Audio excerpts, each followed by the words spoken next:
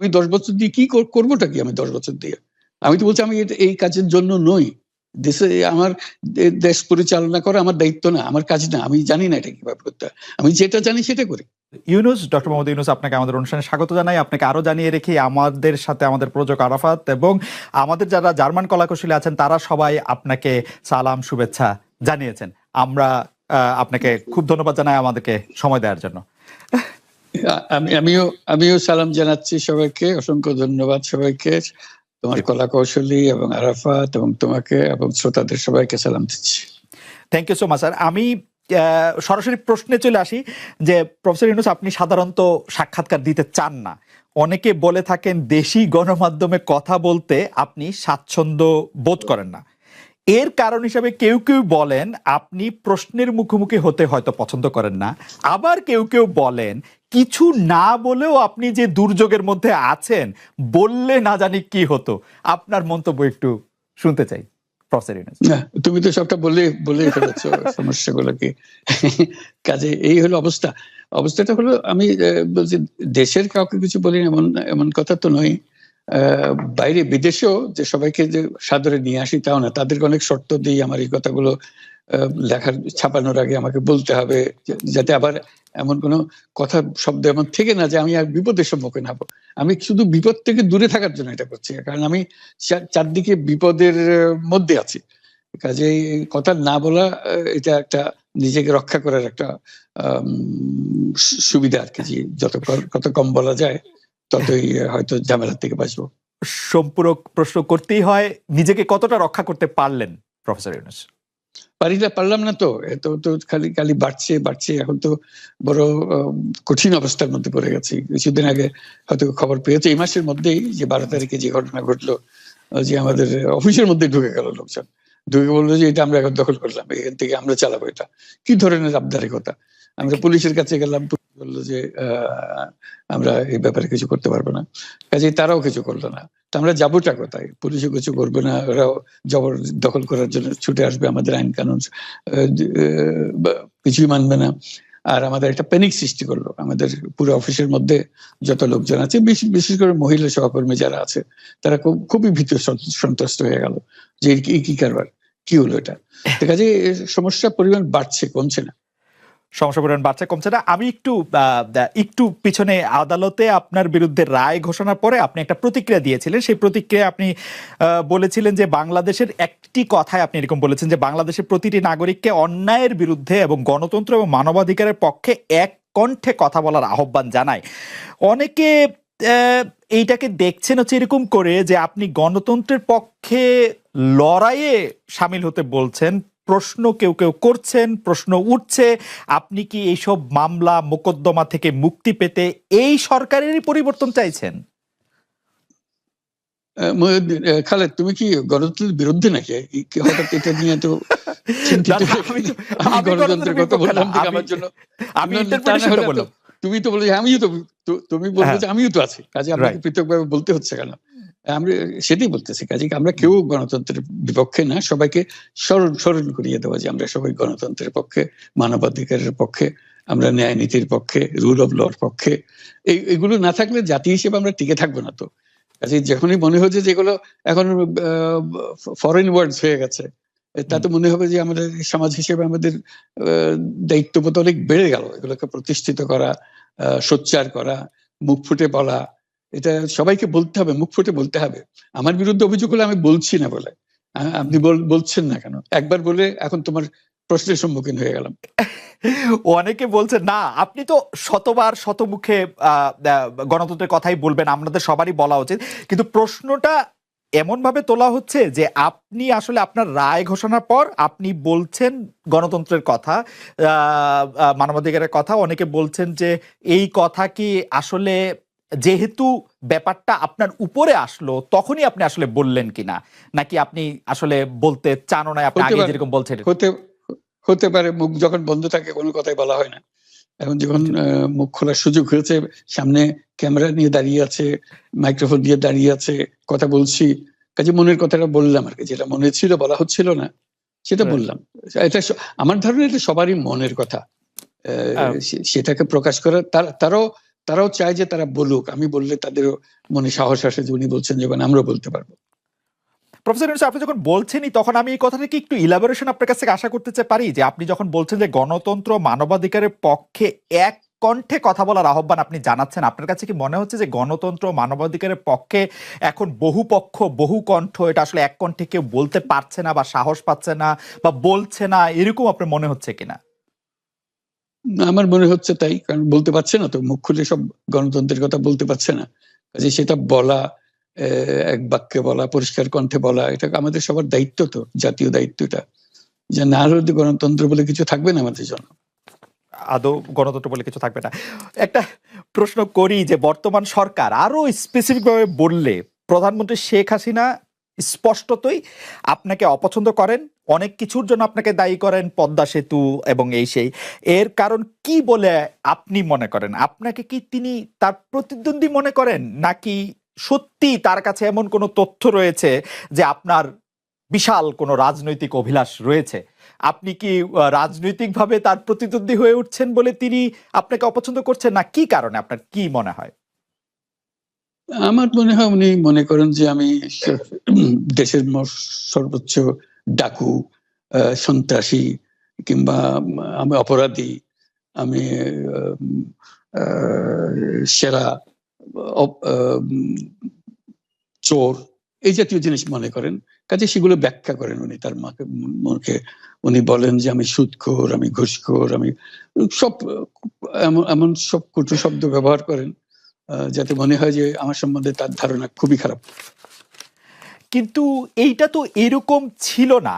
আমরা দেখেছি যে ৯৬ থেকে ২০০১ সাল পর্যন্ত নানাভাবে এই সরকারই বা আওয়ামী লীগ সরকারই আপনার সাথে, বা আপনি আওয়ামী লীগ সরকারের সাথে একসাথে কাজ করতে কোনো সমস্যা হয়নি। আপনি এইটা এইটার জায়গাটা কি একটু, ব্যাকগ্রাউন্ডটা কি আমাদের একটু বলা যাবে, যে আপনার কাছে কি মনে হয় কেন এই শত্রুতার বা কেন এই অপছন্দের বিষয়টা একটু সৃষ্টি হলো বা তৈরি হলো?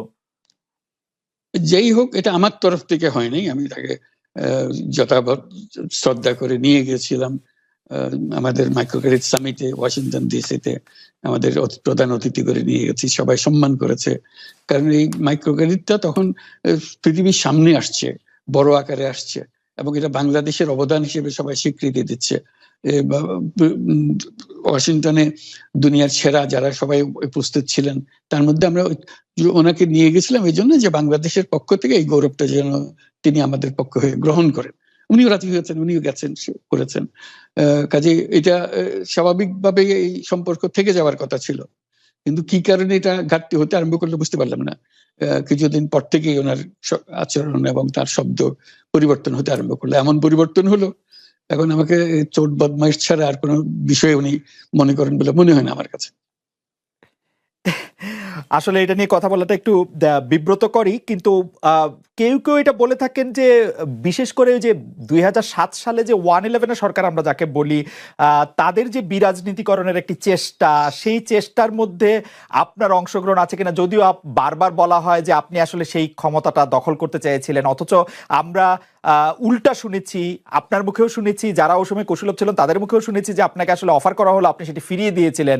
কিন্তু কেউ কেউ আবার বলে থাকেন আপনি একটা লম্বা সময়ের জন্য চেয়েছিলেন। এইটি কি একটা কোনো কারণ হতে পারে? এই ব্যাপারটি কি আমাদের দর্শকদের জন্য মানে বা ইয়েদের জন্য একটু আপনি পরিষ্কার করবেন, যে আপনি আসলে রাষ্ট্রের সর্বোচ্চ ক্ষমতায় বা রাজনীতির জায়গায়, দেশ পরিচালনায়, সেগুলিতে আপনি আসলে আসতে চেয়েছিলেন কিনা, চান কিনা, বা ওই জায়গা থেকে? যদি চাইতাম, খালেদ, যদি চাইতাম, তখন যখন মিলিটারি আমার বাসায় এসে বসে রইল সারা রাত আমাকে রাজি করানোর জন্য, আমি তো লুফে নিতাম। রাজি করানোর জন্য বসে থাকতে হবে কেন? আমি যদি ক্ষমতায় চাইতাম, বলে আর চলেন চলেন, কি করতে, কি কোন জামাটা পড়তে হবে দেখিয়ে দেন, এখনই যাচ্ছি।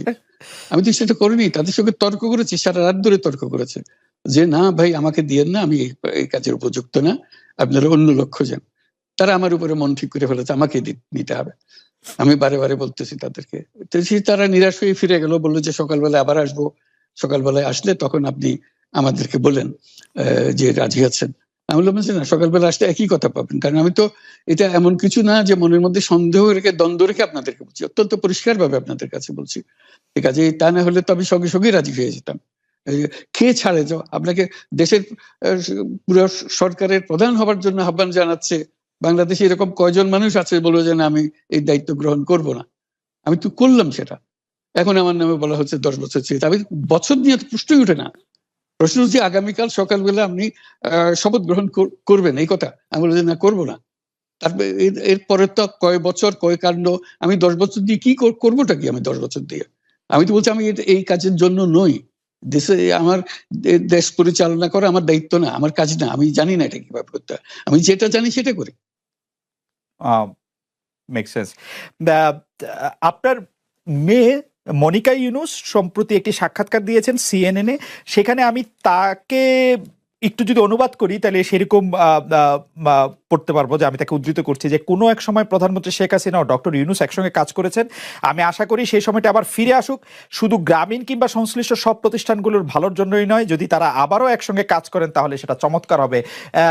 এই মনিকা ইউনুসের এই আশা কি আপনারও মানে একই রকম আশা কিনা, যে প্রধানমন্ত্রী শেখ হাসিনা এবং ডক্টর ইউনুস একসঙ্গে কাজ করলে আরো কিছু চমৎকার কাজ হবে, বা এটা আপনি আশা করছেন এরকম কি? এটা কি এখন আমার জন্য করা যাচ্ছে না যে আমি নারাজ, যে করতে চাই না? তুমি ভাবখানা এমন করছো যেন আমি আপত্তি করছি, আমি কাজ করতে চাই না। আমাকেও যে বললাম চোর বদমাইশ করে রেখেছে, সেখানে কাজ করার তো কথাই উঠছে না। আমার নাম উঠলেই ওনার রাগ উঠে যায়। আমাকে সুদখোর না বললে ওনার মন তৃপ্ত হয় না। আমাকে চুবিয়ে না ডুবালে, পদ্মা নদীতে আমাকে চুবিয়ে না ডুবালে ওনার মনে শান্তি আসে না। ঠিক আছে, আমি কি করে বলবো? ওনাকে বলতে তো হবে, ওনাকে যদি কিছু বলতে হয়। পদ্মা নদীর কথাটা যখন উঠলই, পদ্মা ব্রিজ সম্পর্কে যে কথাটা সরকারের উচ্চ মহল থেকে এটা বলা হয় যে আপনি আপনার ক্ষমতা ব্যবহার করে বা আপনার পরিচিতি ব্যবহার করে বা আপনার যে একটা সাংঘাতিক রকমের গ্রহণযোগ্যতা সারা দুনিয়াতে আছে, যেটি আসলে ওয়ার্ল্ড ব্যাংক সহ অন্য জায়গায় আছে, সেটি দিয়ে আসলে আপনি পদ্মা সেতুটা বাংলাদেশ যাতে ঋণ না পায় সেটির জন্য আপনি চেষ্টা করেছেন। এই ব্যাপারটা নিয়ে কি আপনি একটু কিছু বলবেন, যে এটা আপনার বিরুদ্ধে একটা অভিযোগ? কি বলবো, এটা বলো, এটা হাস্যকর একটা কথা। মুখ থেকে বলে ফেললো চোর ডাকাতের মতো, এটাও আরেকটা বলে ফেললো, এটাই সত্য হয়ে গেল। আমরা যে বারে বারে বিবৃতি দিলাম তখন এটা প্রশ্নই উঠে না। আমরা বাংলাদেশের নাগরিক হিসেবে আমরা গৌরবান্বিত যে এই পদ্মা সেতুর উপরে আমরা একটা সেতু বানাতে পারবো, এটার জন্য আমরা সবাই চাই। কাজে এটা তো বিরোধিতা করার তো প্রশ্নই উঠে না। কেন বিরোধিতা করবো? দেশে যে একটা বড় রকমের ঘটনা ঘটতে যাচ্ছে সেটা তো আমরা সবাই সমর্থন করেছি। তিনি বলেই চললেন। এখন একজনে বলতে থাকলে তো আমার করার কিছু তো নাই। উনি এত শক্তিধর যে এখানে আমার কথা তো কিছুই থাকে না। ওনার সব সরকারের যাবতীয় প্রচার যন্ত্র ওনার হাতে। আমার তো আমার গলার যত তীক্ষ্ণ। আপনি তো কথা বলেন না, বললে তো নিশ্চয়ই আপনার সাথে না। একটি প্রশ্ন আসছে যে পদ্মা সেতুর যখন উদ্বোধন করা হবে তখন কি আপনাকে নিমন্ত্রণ জানানো হয়েছিল? মানে রাষ্ট্রের পক্ষ থেকে এরকম বলা হয়েছিল যে আপনাকেও নিমন্ত্রণ জানানো হবে, বা আপনি মনে আছে কিনা? মনে পড়ে না এরকম করছে। আচ্ছা আচ্ছা, আমি একটু যে বিষয়টি নিয়ে আপনি আসলে শুরু করেছিলেন যে আপনার প্রতিষ্ঠান জবরদখল করা নিয়ে, সেই জায়গাটার মধ্যে একটু আসি। আমাদের যে আন্ডারস্ট্যান্ডিং, সেই আন্ডারস্ট্যান্ডিংটা হচ্ছে এরকম: আপনার হাত দিয়ে যখন গ্রামীণ টেলিকমের প্রতিষ্ঠা হয় তখন এর আয় থেকে আপনি গ্রামীণ ব্যাংকের সদস্যদের জন্য ব্যয় করার কথা বলেছিলেন বা ভেবেছিলেন। আপনি গ্রামীণ ব্যাংক থেকে চলে আসার সময় বা ওই আগে পরে আমরা দেখেছি যে সে আর্টিকেল অফ অ্যাসোসিয়েশনটা আসলে ওই একই রকম নাই, বদলানো হয়েছে। তো গ্রামীণ ব্যাংকের বা গ্রামীণ টেলিকমের এই বেনিফিশিয়ারি থেকে গ্রামীণ ব্যাংকের সদস্যদের আসলে বাদ কেন দেওয়া হয়েছে? মানে এইটার পিছনে কারণ কি? এখন গ্রামীণ টেলিকমের যে লভ্যাংশ তা কোন খাতে আসলে ব্যয় করা হয়, বা মানে যে আয়টা মুনাফা সেটি আসলে কিভাবে ব্যয় করা হয়? গ্রামীণ টেলিকম একটা স্বতন্ত্র প্রতিষ্ঠান। এটা কোম্পানিজ আইনের সেকশন 28 দ্বারা সৃষ্ট। তার অর্থ হলো যে এটাকে আইনের ভাষায় বলে non dividend company, guaranteed by limited by guarantee. কাজে এটার কোনো মালিক নাই। কাজেই মালিক যেহেতু নাই, এটা তার নিজের নিয়মে যারা গ্যারান্টি দিয়েছে, যারা গ্যারান্টির পরিমাণও খুব সীমিত, লিমিটেড বাই গ্যারান্টি। এটা 1,000 টাকা। মানে যদি যত তোলপাড় হয়েও যায় কোম্পানিতে, বহু পাওনা থেকেও যায় লোকজনের, যারা এটার পরিচালনা পরিষদে আছে তাদের দায়িত্ব হবে 1,000 টাকা পর্যন্ত, এর দায়ী থাকবে 1,000 টাকা পর্যন্ত, এর বেশি তার দায়িত্ব থাকবে না। কাজে এত সহজ সরল একটা জিনিস। তো সেটাই হলো গ্রামীণ টেলিকম। গ্রামীণ টেলিকম তখন একবার বলেছিল যে তাদেরকে কিছু কিছু সহায়তা দেবে তারা উপায় অর্জনের কাছ থেকে। এটা তাদের নিজস্ব সিদ্ধান্ত, এটা কারো চাপারও সিদ্ধান্ত না। যে সিদ্ধান্ত, সেই সিদ্ধান্ত অনুসারে সেই সমস্ত যে পরিমাণ টাকা তারা বলেছিল দেবে, এখানে দিয়ে যাচ্ছে। এই পর্যন্ত 500 কোটি টাকার উপরে দেওয়া হয়েছে এই সাহায্য সহায়তার থেকে। কাজে ওইটা যে আমরা বা গ্রামীণ টেলিকম এটার থেকে পৃথক হয়ে গেছে, তার যে কথা দিয়েছিল, কথা পুরো, এটা একটা কথা দিয়েছিল, এটা পূরণ করছে না, এটা আইনগত কোনো বিষয় যে আইনি বাধ্য হতে, আপনি দিতে বাধ্য হবেন এরকম কিছু ছিল না। কাজে এই ধরনের বিষয়টা এই টেলিকমের বিষয়ে বলা। গ্রামীণ ব্যাংকের আপনি যখন মানে গ্রামীণ টেলিকমটা আপনি প্রতিষ্ঠা করেন, সেই সময়ে গ্রামীণ টেলিকমের সাথে গ্রামীণ ব্যাংকের সম্পর্কের যে বিধিমালা, সেই বিধি কি আপনি যখন চলে এসছেন গ্রামীণ ব্যাংক থেকে সেটি পরিবর্তন করা হয়েছিল? তো সেই পরিবর্তনটি মানে পরিবর্তনটির জায়গাটা যদি আমাদের একটু পরিষ্কার করতেন। পরিবর্তন ছিল যে আগে এটা নমিনেট করতে পারতো গ্রামীণ ব্যাংক, চেয়ারম্যান পদের জন্য একজন লোক নমিনেট করতে পারতো। আমরা যেহেতু গ্রামীণ ব্যাংক থেকে আমাদেরকে সরিয়ে দেওয়া হয়েছে, তখন আমরা মনে করলাম যে এটা রাখার আর দরকার নাই। গ্রামীণ টেলিকম থেকে সেই পদটা আমরা পরিষ্কার করে দিয়েছি যে এখন এটা আর দরকার নাই। এইটুকুই পরিবর্তন হয়েছে। এটা ন্যায়সঙ্গতভাবে পরিবর্তন করার ধারা অনুযায়ী যা যা করতে হয় সেটা করা হয়েছে। এতে তার ইচ্ছা বা তার কর্তব্য, তার করণীয় যে অবজেক্টিভস আছে, কোথাও পরিবর্তন হয় নাই। এই ক্ষেত্রে আমাদের এই বিষয়ে আর কি এইটাই আমাদের আরেকটা প্রশ্ন, সেটা হচ্ছে যে গ্রামীণ টেলিকম কি গ্রামীণ ফোন থেকে প্রায় 37% লভ্যাংশ পায়, যে এবং যদি পায় 34% লভ্যাংশ পায়, সেই 34% লভ্যাংশের যে টাকাটা, সেই টাকাটা কোথায় বা কি উদ্দেশ্যে